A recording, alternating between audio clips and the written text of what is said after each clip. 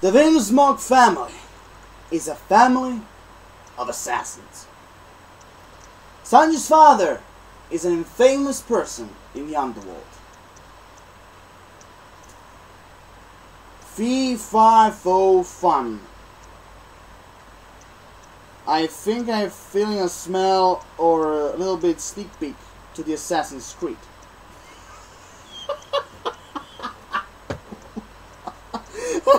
sorry, why I have to say it. So, I had to say it. So, Vinsmoke family is a family of assassins, which practically is the main event, confirmation, surprise of this chapter, which practically is fair enough why it's in the ending. And man, I mean, the other part was not so important. I mean, the other part was very simple. From the beginning, from Brook's song to the end, until near the end. But, okay, with that confirmation, we can assume that you can cut off from the list the theory that Sanji is a world noble, or even a normal noble. You can cut it from the list. But the one thing I'm actually sure that you can also, keep it on the list is the Gorosei theory. And now with the Vinsmoke family, they're a family of assassins. Now there will come a lot of new theories. A lot of new theories know what they possibly can be. Okay, with the Vinsmoke family, I will come to that much later, at the end. Because, like I always said, the better thing is to save the best for last. So here we go. So the beginning of the chapter, was over. Like I said, it started with the song that Brook created for Nikomamushi. Then we have, of course, the chat between the Straw Hats, about Sanji, the Yonko, the marriage and everything. Then of course you have the arrival to the headquarters of Nikomamushi, which actually probably kind of cool. It's like this big old, wood cottage. No, it's got a big cottage. There is under the tree, gigantic tree, which practically is known as the main part in the whale forest. Which was kind of cool, the design and everything. And actually also the one thing I also like is to see Pedro much more clearly. And I was wrong really, because Pedro is not because at the beginning I said Pedro was a bear, but when I saw the design, the silhouette, but now it's confirmed that he's a jaguar. And I have to say, when I saw his design, it reminded a lot of some kind of a, forest ranger, in the way how he was dressed, in the ranger type of style and everything. But of course, in this chapter, we had the confirmation he's the Guardian's captain. Like I said, Jaguar, Mink, Pedro in the trees, which actually part, when it comes to that part, the scene of the when he would officially, for example, introduce himself, in the One Piece chapter. I was really wondering how the hell Luffy didn't sense, with his haki that he was really, nearby. I mean, I was really. That's a really one of the big questions I have to, I really have to ask. That's one thing. Also, like I said, and then of course, till the end we have a little bit of Nikomamushi, or should I say, a little bit more information in the way how Nikomamushi's character really is. Because in my opinion, the way how I see it, is some kind of big, fat, strong warrior, godful type of cat. Really. I mean, what can you expect? He is a gigantic cat. And what, of course, and actually I find it really pretty funny, in the way when Nikomamushi was jumping, all around, like, ooh, a ball, give me that, fetch me that foxtail and everything. And the one thing also I found funny is, no matter what Chopper said to him, to get cured and everything, no matter what Chopper told him, he was like, don't worry, I'll be fine, come on, sit down, in the bath, enjoy, relax, everything will be fine. And then, of course, when he was, jumping to the ball and trying to, to play with her, of course, his wounds reopened. And, of course, okay, Chopper, okay, enough of this bullshit. Get the fuck on the bed. Get the fuck on the bed. And, of course, Nikomamushi is excused and said, look, I get in the bed just because I want to. Not because of your instructions or whatever and everything. Oh, and by the way, fetch me that foxtail. And he was like, and everything. And also, okay, a big guy like him, a big gigantic fat cat like him, I mean, he's afraid of shots. He's afraid of shots? I mean, a strong cat-like warrior, who turned, Jack upside down when he was in his mammoth form. Really? I mean, there's one thing for sure is when I saw Nikomamushi's character. We actually in this chapter we can also confirm he's not so lethal. I just say like you find in the beginning when the first time he showed up. Even if I can assume for example Duki Norashi, I can assume they're very strong fighters because after all they are the rulers of Zou. So I can assume I can be definitely sure that he's very strong. But seeing him, his personality and everything, okay, that's fucking weird. That's fucking weird. A fat brave warrior Garfield type of cat. Which also when I say Garfield, I meant because he loves lasagna. And everyone knows what cat in the fictional world loves lasagna. Garfield. Who else? Man, I missed the comics. I missed them. Oh, whatever. Let's move on. So that was the funny part and everything. Which actually also this one thing I really found funny is Chopper falling in love on a mink that looks like a reindeer. It was a deer. A reindeer. Wow. It was kind of cute, but also kind of odd because she's like half human, half reindeer, and Chopper is ultimately on a reindeer officially, because everybody knows his backstory, especially since Drum Arc. But so I find it a little bit weird, but sometimes I find it very cute. For Chopper, he fell in love with someone almost his race, and so cute.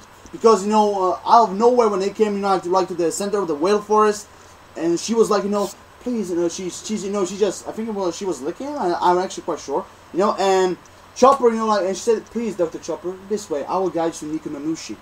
And he was like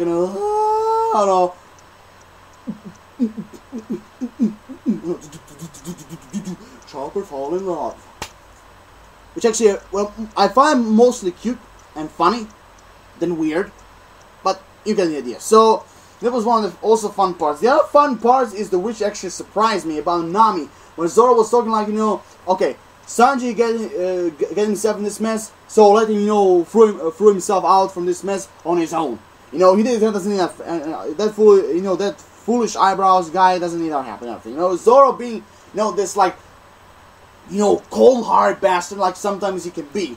But don't think I hate Zoro. He is a very badass character, but sometimes he can really be hardcore, cold-blooded.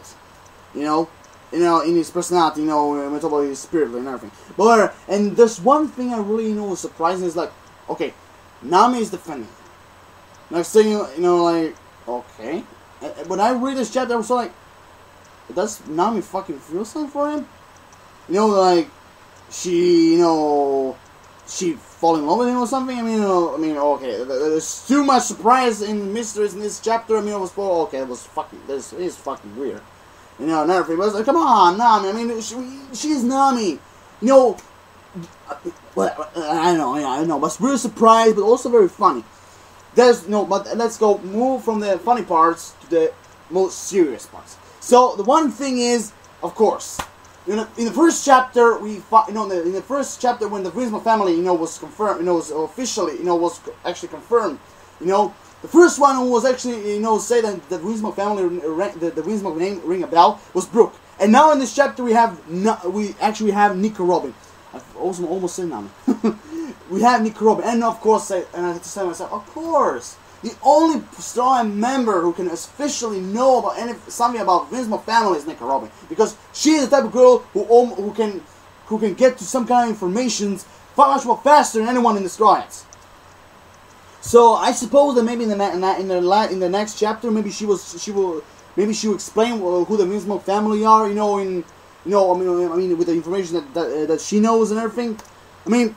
I know, but. If Nico Robin in this chapter is the second one who's gonna say, the Griezmann family, I think I know them. Who's gonna be next? Nami? Zoro, I think is not the type of guy.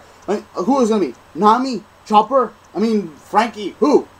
It just sounds like there's gonna be one by one. They're gonna explain who the Griezmann family are. But the one thing I'm sure, particularly the one Straw Hat member who can know positively about the Visma family is Nicaragua. No one else. There's one thing I really found awesome, in the chapter, and that in this chapter is, that the face on Luffy, the look that he has on his face, it was like, okay. The first time I heard about this letter, I thought like, okay, don't worry, don't worry, Sanji's going back. But now, after hearing the story, after, they all explained to him, about the letter and everything, he was like, okay. Now I'm worried. Now I'm worried. Not only that Sanji's getting married, but also worried that we're gonna lose him. Oh my god, Sanji's getting married. Do you mean that we're gonna fucking lose him and everything? Okay, we have to do something. Okay, no more waiting, no more everything. Even if Luffy says blah blah blah, he rolls and he's gonna come back. See a chick and he's gonna come back. Promise and everything. But even the others were worrying that this was like a type of symbol, especially his creepy smile. Like it's a time for me to resign from the Straw Hats and everything. Which technically I don't actually fucking see that, because I don't actually fucking see that. But I mean, also I'm very doubting to see, because okay. The way the Straw Hats were talking, about Sanji, they're going, by himself, was not like, it was frustrating, but it was more like, his decision, which actually was his decision, going to see this chick and everything. I mean, when we talk about this chick, this pudding letter, because I used to call it pudding, just like in the translation. I don't know if it was a bad translation or a good one. I mean, I don't know. So, for the first time, I'm thinking of 50-50, because half of me is assumed that this chick is gonna be handsome.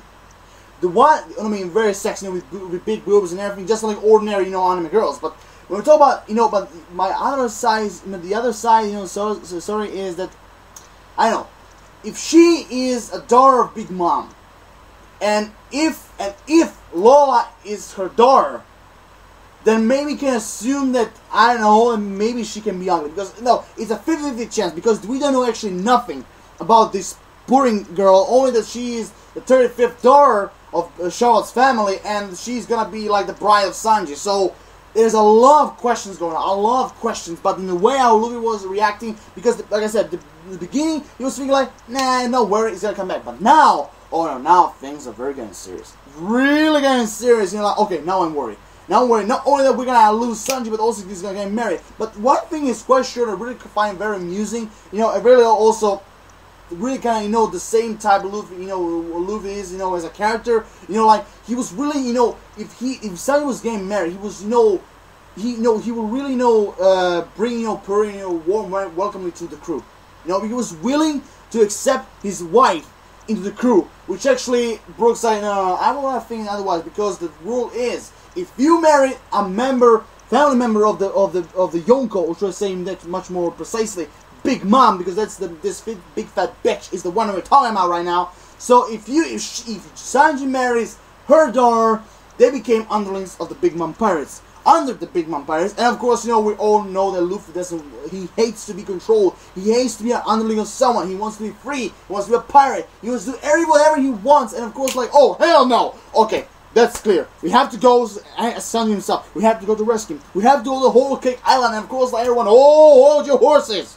I mean, you can't just, just go there, to Big Mom Island, or just like the Whole Cake Island, and just going there to Sanji saying, oh, okay, hey, Sanji, what the hell is going on? Why are you going to get married? Come on, let's go with us, and not like seeing Big Mom right in front of him, how much that bitch is big and everything, she's a fucking Yonko. And most of all, like Zoro said, don't forget, we already have another Yonko on our back, because like Caesar tried to explain him, when they were in Panhazard, when they destroyed SAD, they pissed off the Flamingo. But now when they were in Dressrosa, they destroyed the Smile Factory, which actually they pissed, and with that they pissed off Kaido. And even Zoro said that no matter, it's a matter of time when Kaido and his goons, which is the Beast Pirates, they're gonna come after them, and settle the score. That's also this unfinished business with them. What they did to his, to the Smile Factory and the Flamingo, because after all, Kaido was his #1 customer. We're talking about, the artificial, the Zoan type, smiley devil fruits that he was selling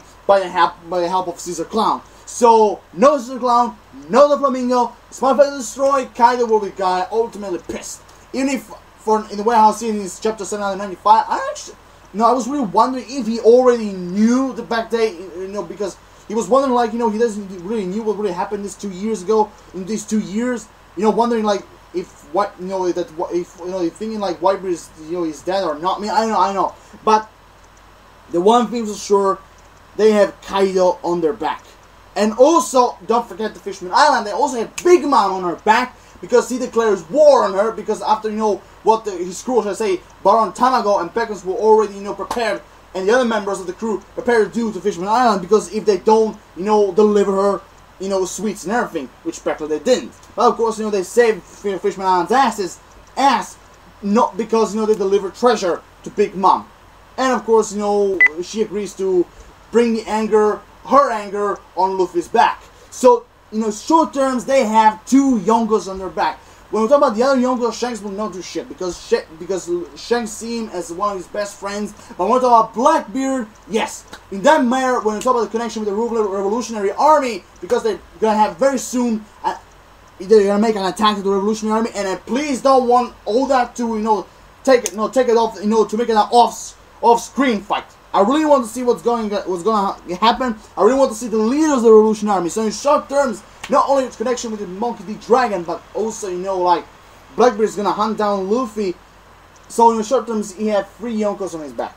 3 Yonkos. But the one more importantly right now are Kaido and Big Mom. So the question is, when the Big Mom arc is gonna come? Because in the way how they talk, I believe they're gonna leave Zou very soon and everything. Which practically also one thing is that they really actually fear, like the other, will make comments and theories, that this time I think they're gonna make, they're gonna separate ways, because I think few of this round is gonna remain on Zou, because the question is if Jack is gonna return, or even much worse, if Edward Weebly or Weevil, whatever, he's gonna come to Zou. So in some terms, someone has to stay here and protect the mink, and the others want to go to rescue Sanji, which actually I don't know, a few people said that they don't see this as a real rescue mission, but in a way how I see it, I should definitely say it's gonna be a rescue mission. In a way how I see it. And so in short, that was all know about the chat and everything. But then now we came to the main part. The Windsmoke family themselves. So we have a confirmation. No world nobles. No nobles. No. They're Windsmoke, they're a family of assassins, which practically when we have the confirmation, which really now it makes it clear how the hell they make it, they went to from North Blue to the East Blue and then New World. And all that, like his father being very famous in the underworld, which also makes sense because my first theory when I saw about the Windsmoke family is that what if the Windsmoke family they're working, because in the way how I describe it, I really can see, something like, old family like, nasty, cold-hearted, some type of like Rob Lucci and the CP9, type of assassins, because Peckham's also said that the one who were responsible for the marriage are Big Mom and his father, which practically I also believe he's also one, who wants Sanji's life, and also the one who was connected with the Only Alive poster. Because think about it, if the Windsmoke family now they're assassins, and if they work under they work for the world government, and also in the main way how I see it, they're in the way how Peckham's also described it, it appears like they're as a family of assassins. They are very, very famous. So I don't know if they're gonna be #1 assassins. #1 assassins or whatever. I don't know. But the one thing, if they work for the world government, now it makes perfect sense how they went to North Blue, to this East Blue, and then to the New World. The question is right now, how the hell why Sanji leave? He was angry. Maybe because they're arguing. Maybe with his father and everything. Maybe he didn't want to be an assassin like all of his brothers, sisters, whatever, or his mother and father. I don't know. The question right now is why Sanji leave the Windsmoke family, because the way how when they mention the Windsmoke family and his face, it appears like it has to be something very, very serious. Very serious, and the only reason why he went to this marriage because he wants to deal with the Windsmoke family, or should I say his family, on his own, right here, right now. Because the one thing, like he said, he never thought that his past is gonna, come after him, just like that. And we're talking about, the whole Cake Island, the Sanji rescue. Now we have the perfect explanation how they're gonna get to the whole Cake Island. Because after all, we had Peckham's here, in the way how Luffy called him Peckham and Mushi. Now we can also see that Luffy's from the Fishman Island, when he see him, you know, as some kind of funny talking lion, now he came to the place when he began to respect him, and it appears like, you know, I can really see that Peckham is gonna help them to go to Whole Cake Island. I mean, there's a lot of theories also going on if the Peckham is gonna be the next Straw Hat member. I mean, I am actually sure, because there was a lot of theories that Caesar Clown is gonna be the next Straw Hat member, and now Peckham's. I mean, okay, it could be very unique to have a Mink from the member of the Mink tribe as, you know, as a Straw Hat member. I mean, I don't know what's gonna happen next. I mean, because there's one thing is for sure, he's gonna help them, you know, to go to the Whole Cake Island and to save Sanji. When they talk about the Invincible family, I mean, I don't know, but there's one theory that's bothering me, because, well, it will make perfect sense if with the Goro side, but now that he belongs to the Invincible family, you know, a family of assassins, now it makes me, you know, a lot of theories, you know, thinking like, because in the way how I see the Invincible family is a type of family, you know, just like there were, you know, the Cyberpole 9, you know, or CP0. I mean, okay, CP0, they're the strongest. I mean, I don't know that they're on their level, but whatever. I believe that they work for the war government, because if they work for the war government, it will make sense how his father or whoever made the only alive poster. Because, you know, if they work for the war government, I can assume they've done a lot of killing, you know, missions about, you know, killing everyone and everything, earn a lot of money, respect from the war government, of course, their service and everything. So I do believe that maybe in that way, you know, they make a contact, you know, with them to make it only alive, you know, wanted poster, which actually also, you know, Sanji knew, was thinking who can be responsible, but in the way how I say, who can be very responsible for that, it's Sanji's father. Because that's the way how I say. But I mean, there's a lot of questions going on about the Invincible family, and I know that I make theories a lot, you know, quicker and everything. I mean, I really had to do a One Piece discussion about the Invincible family, because there's a lot of theories going in my head and everything. So in those short terms, that was the end of the chapter, which actually you know, from now, I mean, you can see it as a very, you know, normal chapter, you know, simple chapter, but with that ending, with the revelation and everything, it makes, you know, it's very, very perfect. And all that is really giving us badass chapter since the beginning of 2016, and I mean, well done and everything, and I really want to know a lot more about the Invincible family and everything. I mean, so with that being said, here I am, I'm done. So read the video, comment, subscribe. You know, what you personally think about the Invincible family. Do you really think they work for the war government, or do you think they have some personal connection with the Goro side? Because one of my theories, I really thought maybe I don't know, it sounds crazy, but I think that the younger member of the Goro side have some connections with Sanji. Maybe he's his older brother, maybe he's his father. I mean, okay, father is very crazy, but I know there's a lot of theories going on, and I had to do a One Piece discussion someday. I mean, I don't know. Drop your like, I appreciate it. Peace, everyone. Have an awesome rest of the day. Lower Shadows, like always, signing off. See you next time.